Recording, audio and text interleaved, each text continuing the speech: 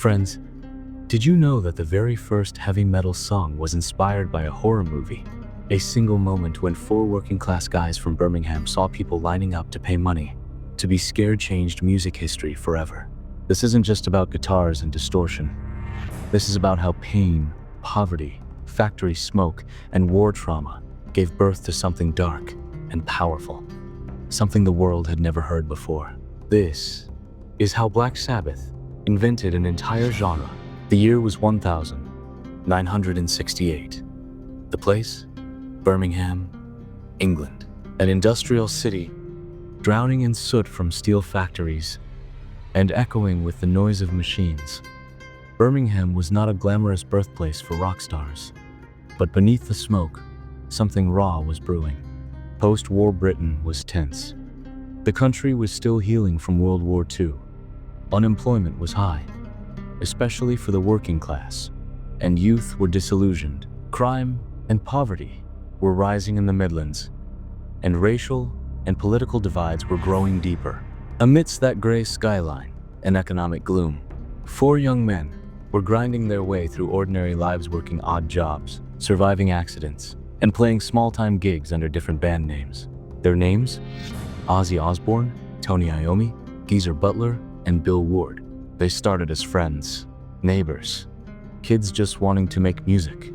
They played blues, a little jazz, and even some Beatles cover string to fit into the growing rock and roll scene. But none of it felt right. They weren't smiling in the sunshine like the Californian hippies. There was no surfing, no freedom, no peace slogans painted on their foggy streets. What they felt was chaos. What they breathed in was anxiety. And what they knew was darkness. Black Sabbath wasn't created in a studioid, was forged in the fires of reality. One night, Geezer Butler watched a horror movie. It terrified him, but more than that, it fascinated him. He shared the moment with Ozzy. The two noticed something strange. People were lining up to be horrified. What if you could put that dread into music? What if a band could create the same feeling that a scary film gave you? They brought the idea to the others. Tony Iommi, the lead guitarist, leaned in quietly. He knew dread. He had suffered a workplace accident that nearly ended his chances of ever playing guitar. In his last shift as a sheet metal worker, he lost the tips of 2 fingers on his fretting hand. The doctors told him to give up, but he didn't. Instead, he melted plastic from washing up bottles and made his own prosthetic fingertips. To make the prosthetics work, he had to tune the guitar down, and when he strummed it, something deeper, darker, and heavier emerged. It didn't sound like anything anyone else in rock was doing at the time. It growled.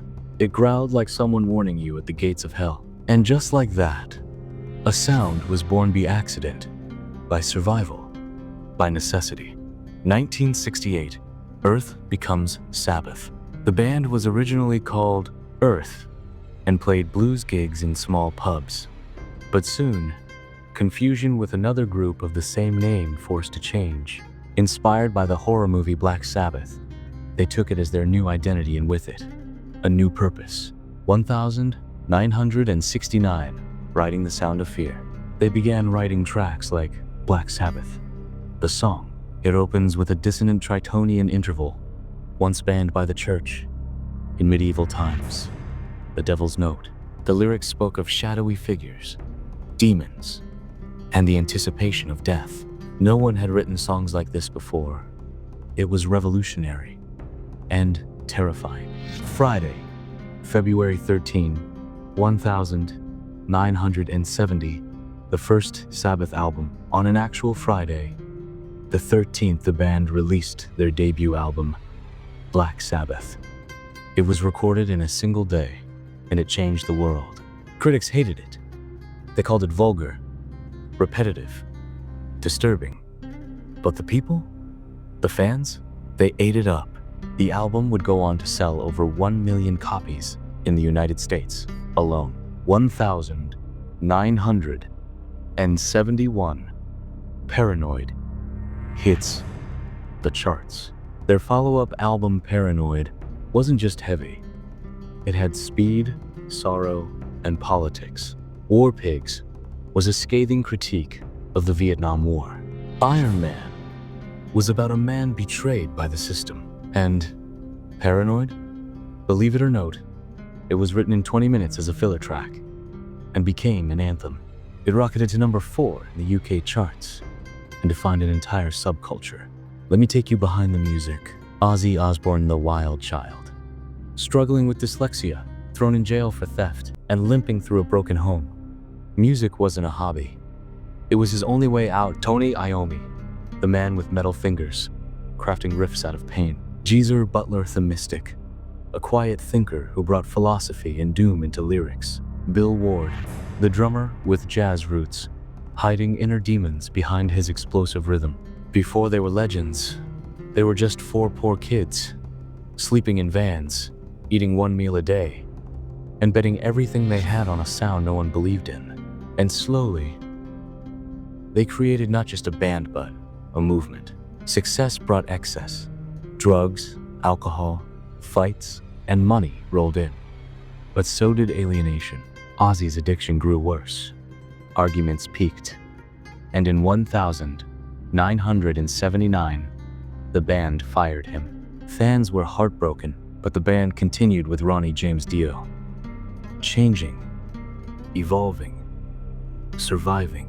Years later in 2004, the original lineup reconciled for a Hall of Fame induction.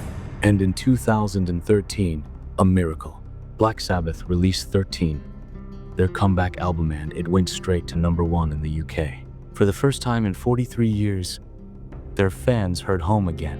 In 2017, in their hometown of Birmingham, Black Sabbath performed their final show. 70,000 people wept, screamed, and sang. One last time, one last chord. So, what do we learn from Black Sabbath? That creativity can be born from chaos. That you don't need fancy studios or perfect lives to change the world. You just need truth, emotion, and courage to be different. Black Sabbath started with horror movies, but what they made was something much scarier. Truth in music. They dared to say the things society avoided. They gave a voice to the working class. They made anxiety beautiful and fear musical. And they opened the gates for everything that followed: Metallica, Iron Maiden, Slayer, Slipknot. They all trace back to one rainy street in Birmingham. Now tell me, would we have heavy metal today if Black Sabbath had never been born? This was Back to the Beginning, Black Sabbath. Thank you for watching.